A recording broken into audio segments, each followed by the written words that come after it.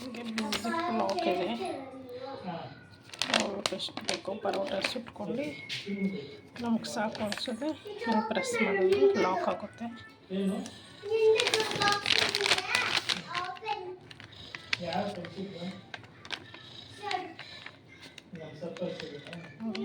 Air ಹೋಗಲ್ಲ, ಗಾಳಿ ಹೋಗಲ್ಲ, ಅವಾಗ ಸಾಫ್ಟಾಗೇ ಇರುತ್ತೆ.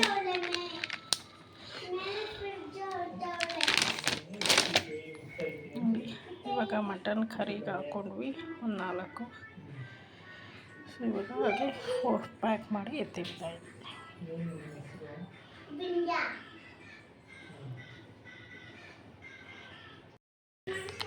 ಹಾಯ್ ಫ್ರೆಂಡ್ಸ್, ಇದು ಕೇರಳ ಪರೋಟ.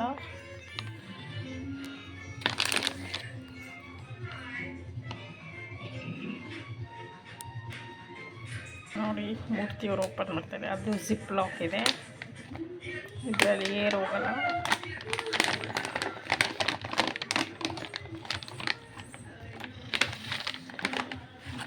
ನಾವು ಹಾಕ್ಬಿಟ್ಟು ಆಮೇಲೆ ಕ್ಲೋಸ್ ಮಾಡ್ಕೋಬೋದು. ನೋಡಿ, ಈ ಥರ ಇರುತ್ತೆ.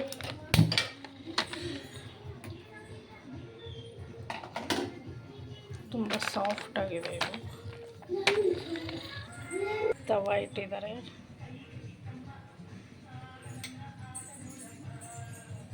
ತವಾ ಬಿಸಿ ಆಗಬೇಕು. ತವಾ ಬಿಸಿ ಆಯಿತು. ಇವಾಗ ಪರೋಟ ಹಾಕಿದ್ದಾರೆ.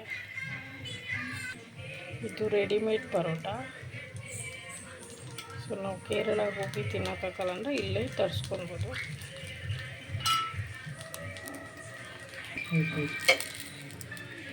ಇದು ಹಾಫ್ ಬೇಕ್ ಪರೋಟ, ಆಲ್ರೆಡಿ ಅರ್ಧ ಬೇಕಾಗಿರುತ್ತೆ.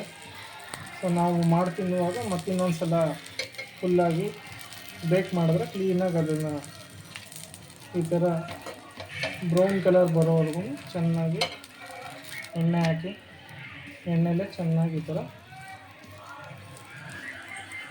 ಕುಕ್ ಮಾಡ್ಕೋಬೇಕು. ಸೊ ಈ ಥರ ಉಬ್ಬಿದ್ರೆ ಚೆನ್ನಾಗಿ ಬರುತ್ತೆ, ಪದರವಾಗಿರುತ್ತೆ. ಸೊ ತಿನ್ನೋದಕ್ಕೆ ಕ್ರಿಸ್ಪಿಯಾಗಿರುತ್ತೆ. ಫ್ರೆಶ್ ಆಗಿದೆ.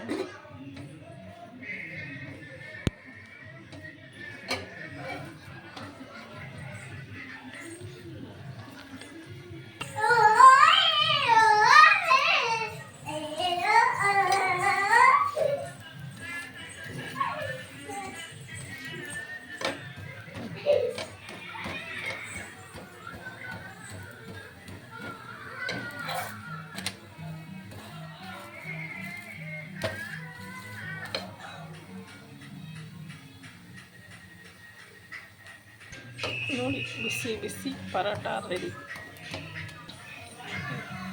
ನೋಡಿ ಎಷ್ಟು ಚೆನ್ನಾಗಿದೆ. ಪರೋಟ ರೆಡಿ ಆಗಿದೆ.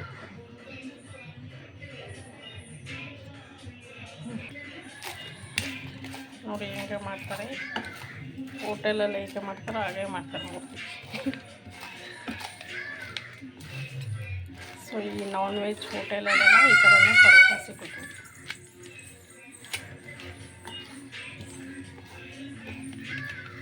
ಇದು ಮಟನ್ ಗ್ರೇವಿ ಅಥವಾ ಪನ್ನೀರ್ ಗ್ರೇವಿಗೆ ಸಖತ್ತಾಗಿರುತ್ತೆ. ಈ ವಿಡಿಯೋ ನಿಮಗೆ ಇಷ್ಟ ಆದರೆ ಲೈಕ್ ಮಾಡಿ, ಶೇರ್ ಮಾಡಿ. Boy friend.